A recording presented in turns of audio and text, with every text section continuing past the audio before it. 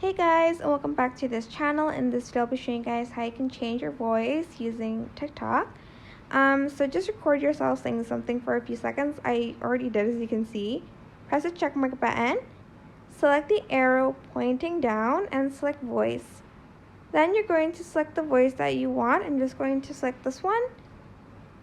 And oops, this is what it should sound like at the end. I'm just going to turn it up a little bit so you guys can hear. Just hit the record button and say something for a few seconds. Just hit the record button and press save and next, and that's it. I know I kind of don't sound different, but if you use the other filters it will sound different. And yeah, that is it. I hope this tutorial was helpful for you guys. Don't forget to like, comment, share, and also subscribe to this channel if you haven't done that already. If you have any questions, just leave it in the comment section down below, and I will try my best to answer them all for you guys.